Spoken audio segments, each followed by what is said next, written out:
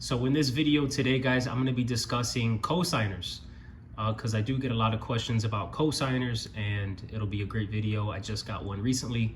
So I just got a question about a cosigner recently. So you already know how I do it. Once I get a question, I'm going to go ahead and make a video. So cosigners, I want to discuss what cosigners need, because that's typically the question that I get, and how can a cosigner even help? So, and then I'll go through, my thoughts on a cosigner. So in order to have a cosigner, this cosigner can either make or break your deal. It's either they're gonna make your file better or they're gonna make your file even worse, depending on the cosigner. But we'll start off with the topic of what does a cosigner need? In a nutshell, a cosigner needs everything that you need. Basically, they're gonna also check the cosigner's work history. They're gonna check the cosigner's credit. They're gonna check the cosigner's debt to income ratio. They're gonna check the cosigner's bank statements. If they're using funds from the transaction, they're going to be checking their bank statements as well. But basically everything that you go through during your initial pre-approval process, I'll probably make a video on a pre-approval process, or maybe I already have.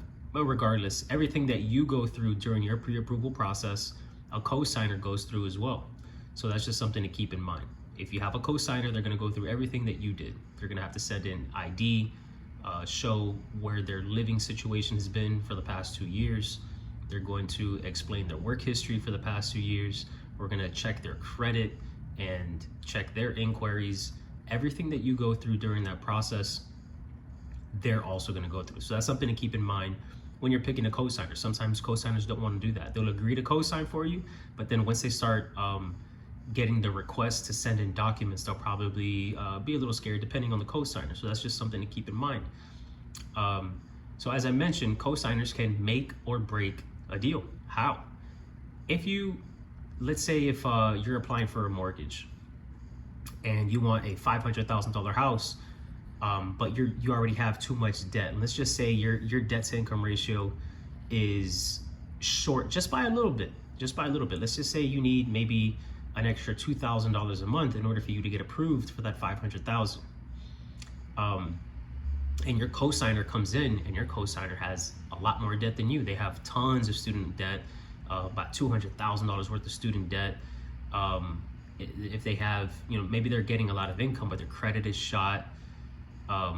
Whatever it is that's happening with them is now applied onto your loan.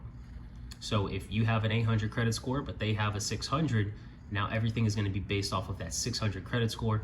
So that cosigner might be doing damage to the file more than help. Typically, you want a cosigner who's got their things in order too. They also got a good credit score. They don't have too much debt, because that debt is going to be added onto the file.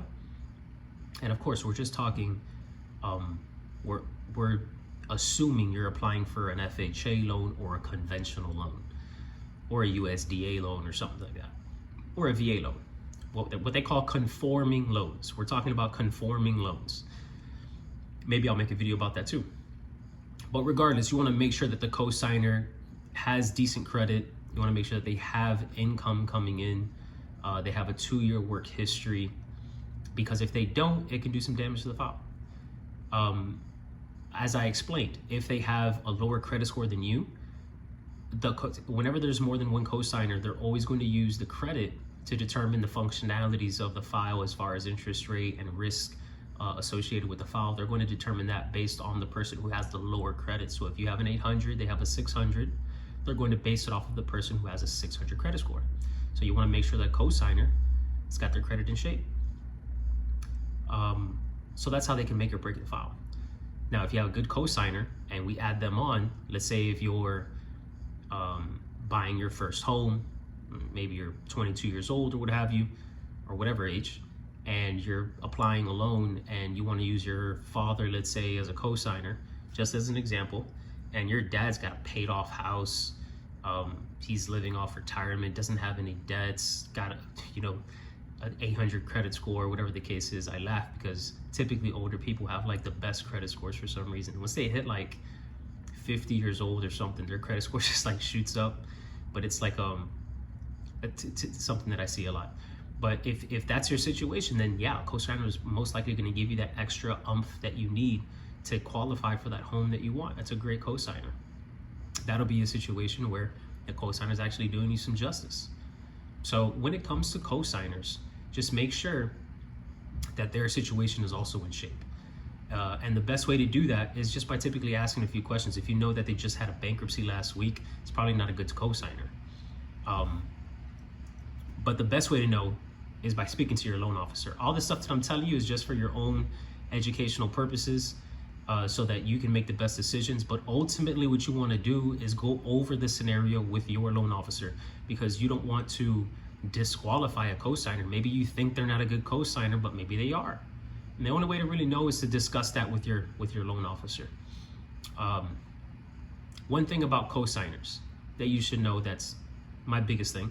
I love using cosigners, but what you want to do for managing the mortgage, of course, if you're going to have a cosigner, make sure that you can actually afford the monthly payments. You want to discuss monthly payments with your mortgage professional and have an expected mortgage payment, because again, every mortgage payment is different depending on the property, because there are different taxes and insurance per property. It's on a per property basis.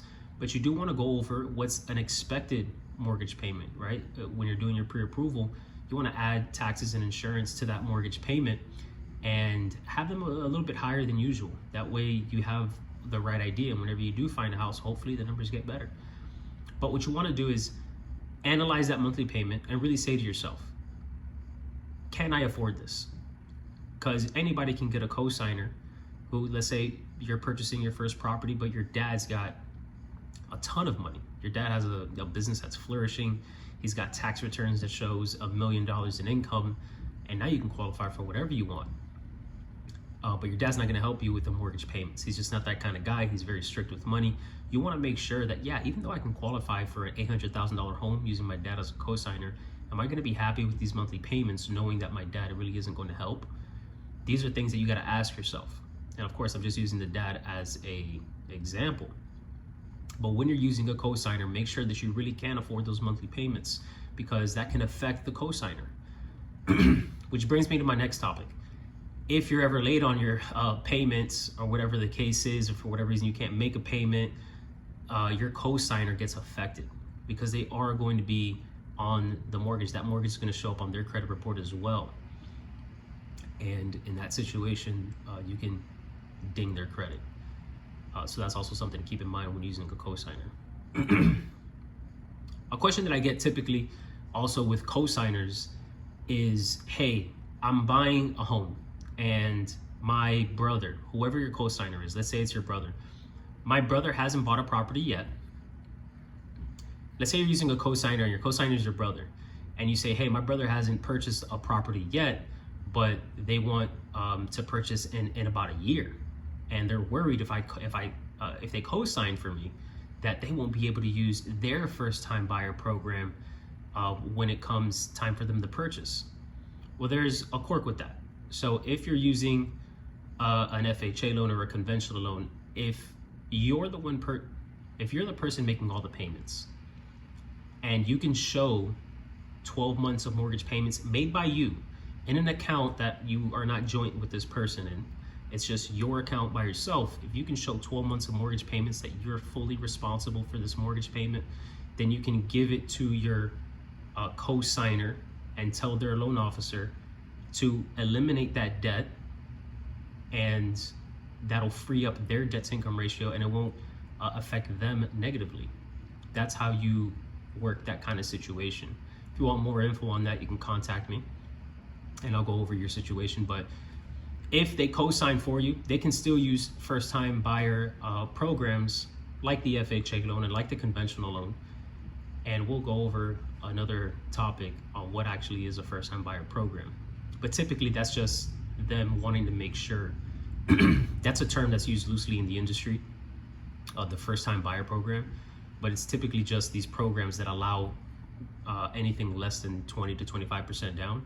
They're called like primary home purchases. There's only two purchases you can do. They're investment properties or primary home purchases, where you're gonna actually live at. So really what the question is, hey, my brother's gonna buy his first home that he's actually going to live in. Is him co-signing for me going to affect his purchase whenever he's ready? Can he still put 3.5 down? Can he still put 3% down only? Can he still just put 5% down? And the answer is yes, as long as you can show that you have been making the payments on the property that he co-signed on for the most recent 12 months on, of course, a bank account, a bank statement or a bank account that you guys are not joint in, it's solely your account, then you can eliminate that debt. And the underwriters on his file won't have an issue with believing he's gonna actually live in that property that he's in, because he's clearly not responsible for the property that he co-signed for. It's you who's responsible, and you're gonna show 12 months of bank statements to say, hey, I've been the one who's been responsible for this. Now, it's not gonna work with 11 statements, it's not gonna work with 12, it's not gonna work with 10 or anything less than 12. The guidelines read, you need to show 12 months of 12 months of bank statements showing that you have been making all the payments, and then he'll be all right on his side when he's applying for his mortgage. And so yeah, that's pretty much. What else with co-signers? We went over what type of co-signer you need, how they can make or break the file. Very important to know that whoever has the lesser credit score on a application, whenever they're co-signing, where it's the primary borrower or a co-signer, whatever the case is, they're going to use the credit score of the person who has the lower credit. It's important to know. And yeah, they got to have everything in order, just like you do. They got to have their taxes in order. If they're self-employed, they got to have their W-2, their work history for 2 years, living situation for 2 years, everything documented. Everything that you do, they got to do. And that pretty much wraps it up, man. I hope you guys find these videos of value. I really do. And if you have any questions regarding them, every situation is different. I'm not touching. Mortgages are so unique. They're so unique, and everybody's situation is so different. I'm just touching on very general pieces here. But if you have a similar situation where you're thinking of using a co-signer, contact me and we'll go over your specific situation. Don't disqualify yourself just by anything that I've said here. But I do hope you guys find this information of value so you can sort of defend yourself wherever you're at, because everybody's going to get a mortgage. They just need to learn about it. Everybody has it. It's just like health. Everybody has health, but you need to know at least the basics of health, right? And so, yeah, hope you guys find this information of value. It's the Mortgage King, so you know who said it.